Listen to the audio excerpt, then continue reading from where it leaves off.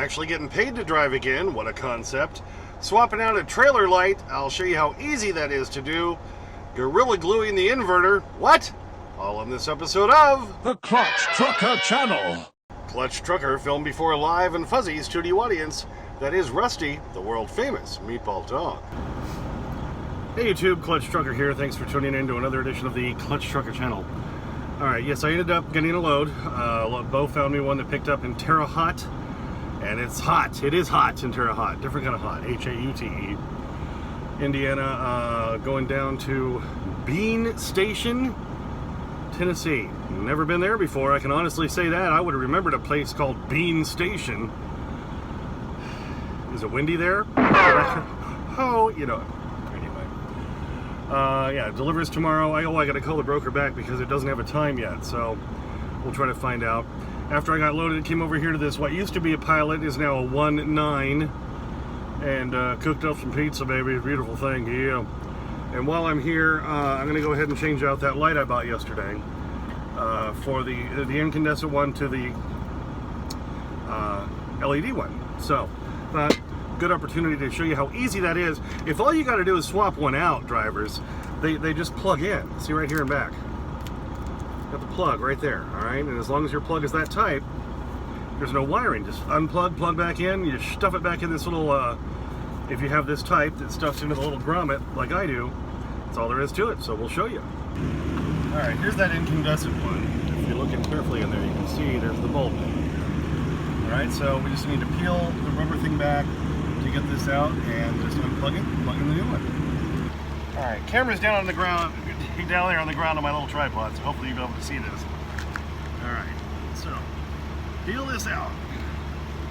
Or I might have to push it through. Yep, there it goes. Now it's dangling down into there.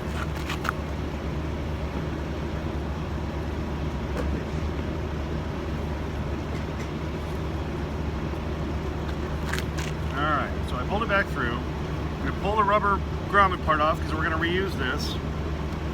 And here's the plug in the back. We just unplug it. There it goes. So there's the old one. Got the new one in my pocket. Pull the tape backing off. Plugs in the same way. There you go. See, it's already lit up. And where does it say front? It says front this way. So, you stick the grommet back in there first.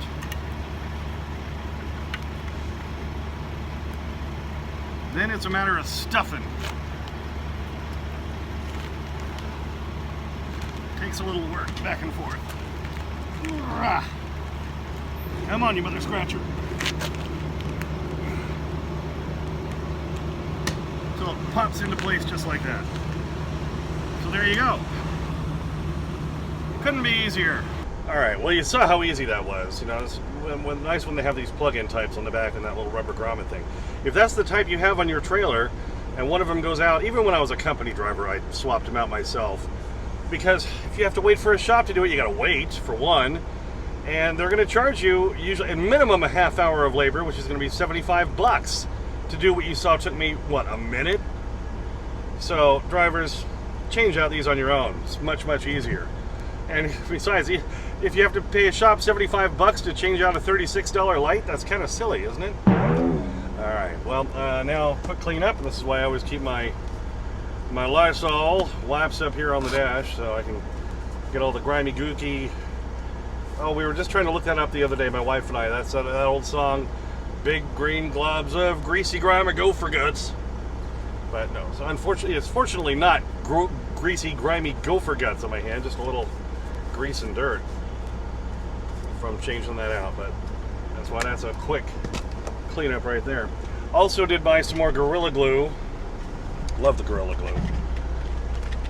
Because I'm going to try to fix the plug-in on my 2,000 watt inverter. This is why they sent me the 3,000 watt one.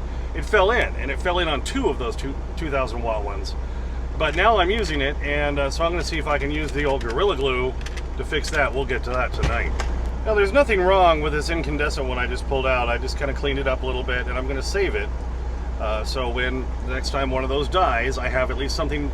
So I always have extra bulbs with me on my truck all the time. I never want to give DOT or cops or sheriffs or anybody, way stations, any reason to give me any tickets of any kind. So I always carry extra stuff. So if they were working on the pre-trip and they pull me over and say, hey, your light's not working, I can go, I got a spare right here. I'll put that on right now, Mr. Officer.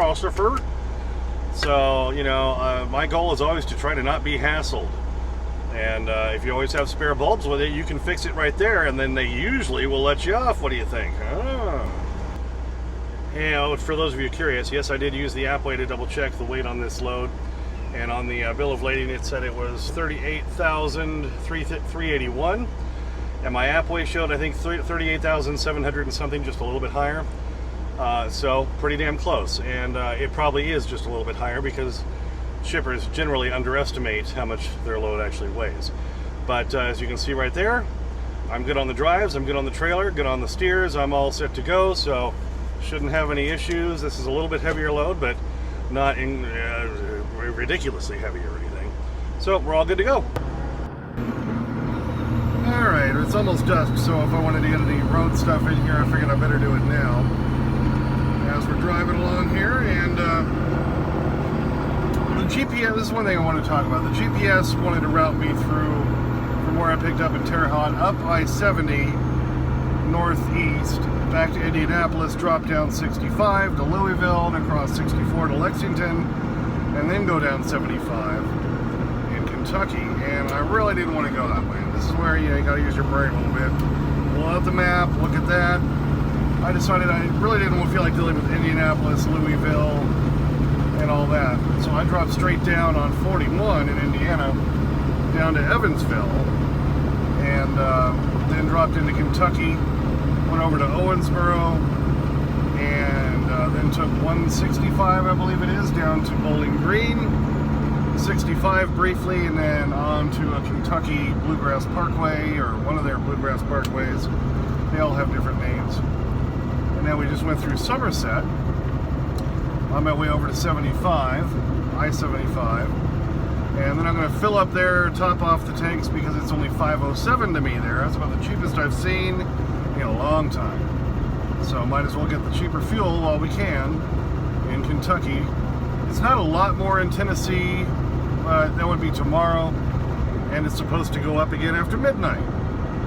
God, these fuel games we got to play, I tell you.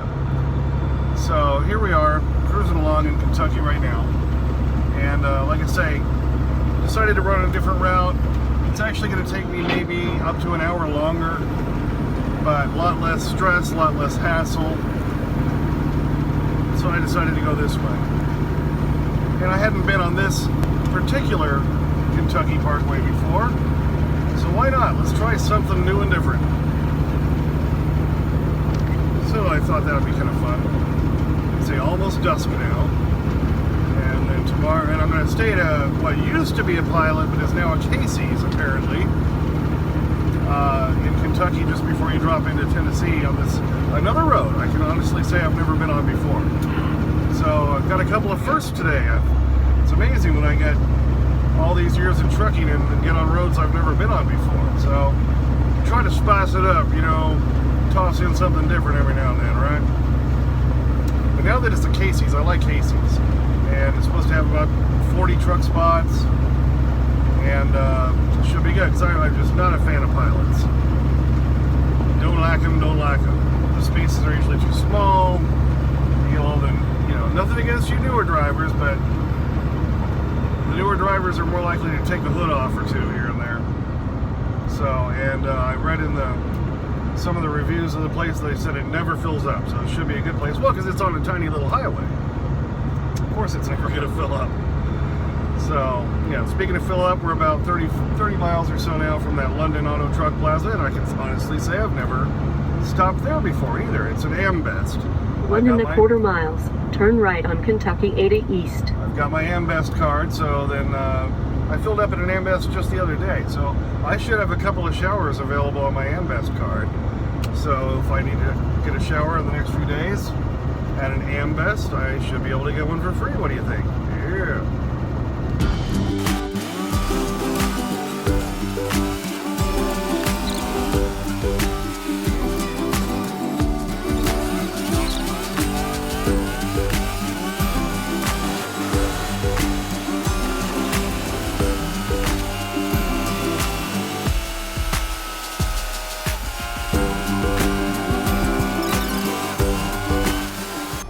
Alright, so here I am parked in Middlesboro, Kentucky.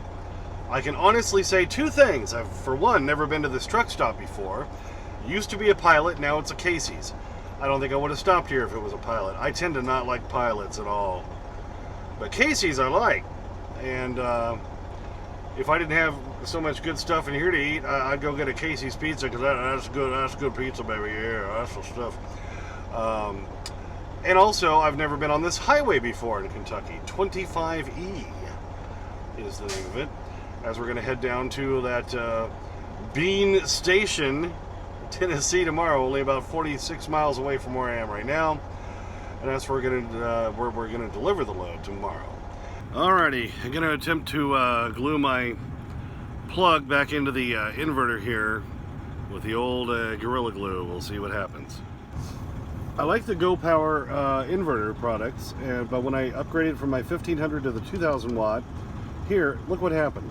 See, the plug, which should be just staying right there like that, doesn't. So I bought the first one and the plug fell in. They sent me the second unit, which is this one here, and the plug fell in. Then that's why they sent me the 3000 watt one, because when I said, look, you've sent me two of these and I've had the same problem on each, then they said, well, we don't have any more of the 2000 watt ones right now. How about a 3000 watt? And I said, okay, fine. And the 3000 watt one is the one up there in that cabinet that, you know, feeds my whole hardwired system with my lights, like right here, my outlets, and everything else.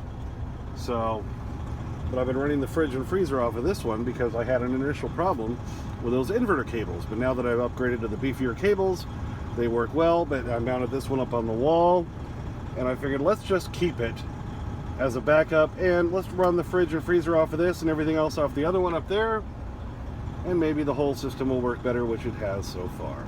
So let's see if I can glue. I don't know. See, I don't know how it was held in there. So we'll see if I can glue it or not. We'll try. Alright, it's not the best glue job in the world. I did get some down here I tried to wipe off, but all it wants to do is now stick to the paper towel. But we'll see if that holds it in place. If it does, that'd be awesome. I love the Gorilla Glue. Gorilla Glue is basically the replacement for what I grew up with in the 70s. The old super glue. Remember the guy with the hard hat? Glued to the girder? So we'll see if it works. Alright, I'm sitting down here on the floor. That was the easiest way to do this. Well, we'll see if that works. Hopefully so. Just a dab will do ya. Yeah, I love that. Love the Gorilla Glue. And when you buy it, you know, you get two, and it comes in a little handy tube. Just stick it back into when you're done using it, although it doesn't want to fit in there right, does it? Now with the thing on the top, they didn't think about that too well, did they? Alright, let's try going this one in first, then this one, then the top. There we go. Now we can get the lid on. And now a couple Ass-Wagons to show you. This happens to us all the time. I'm driving along and this guy's going too slow in the right lane. I move to the left lane. Oh, and then they stop doing whatever they were doing that had them distracted and speed up, and then they're going to go right between me and another vehicle. This guy was going slower, so I was in the left lane, and now look, he's going to cut in front of me and cut around. What an asshole. And now the clutch trucker zoom and slow-mo. Alright, there he is in the right lane, the one I was just passing earlier. And now he's going to come on over and just squeeze in right between me and that pickup hauling the utility trailer. What an asshole. And this one killed me the other day in Illinois. Cops, I'm going through this town, speed limit is 25 miles an hour. One cop that's unmarked, another one behind him that is marked. They keep weaving in and out, and then they cut off a big truck from the left lane to make a right turn. All right, look at this. They've been weaving in and out. They move over to the right lane. All right, there's right there. There's the marked police car. There's the other one that's unmarked. All right, I pull up in the left lane. Light turns green. These two take off like a bat out of hell. Speed limit 25 miles an hour, mind you. And they're already way past that at this point. So, I'm going along. I'm empty, or damn near empty. I have a really light load. So, it doesn't take me long to get up to 25 miles an hour. You see how far ahead of me they are. Alright, then it's going to cut here real quick after we go under the bridge. And you can barely see it there, but they both cut off the big truck in the right lane. Zoom in slow-mo time. Alright, right there you can clearly see the second marked police car cutting right in front of that big truck from the left lane to make a right-hand turn onto the next street. What an asshole. And they wonder why, everybody hates cops when they do crap like that. Well, thanks for tuning in for that. Not too long, just a little short update and swapping out that trailer light using the Gorilla Glue right there, Rusty. And we got to show off Rusty, the freshly groomed, oh so purty meatball dog. His bandana is still on. Usually within a couple of days, that kind of annoys him when he claws at it and pulls it off. But you've managed to keep it on for a couple of days. That's pretty good. Yeah, not too bad at all. And your top will start growing in again there, buddy. So you'll look more like you used to. What do you think? He's just saying, give me the begging strips. Just give me them strips. Thanks for tuning in. As always, please subscribe. Please like and comment. Get your comments as soon as I can. Sometimes takes a few days because I'm a working truck driver. Clutch Trucker on Instagram. Clutch Trucker on Twitter. Ring that bell for notifications so you know when the new videos come out. And as always, sniff that magic YouTube fairy dust. Clutch and Rusty, out. Is it just me, or do you hate the feeling when your underwear gets wet? I actually kind of like it. And that strip. And there it goes. Just got a lot of pieces of strips tonight there, Rusty. We're down to the bottom of that giant bag, and it seems to be little pieces in there. So you're going to get a lot of little pieces. And Junior, no, you don't need to send another one. I still have another huge bag you sent me that I have not opened. And another huge bag that I think Connie sent me, somebody else did, that I have also not opened. So we're set on begging strips for a while. We're just using up the rest, getting these little pieces of the begging strips. And why, you ask? Sing along at home. Because he's a begging strip dog. He's a begging strip dog. Sometimes he eats too fast and he starts to cough. He's a begging strip dog. There you go. I think you're fully begging stripped. What do you think?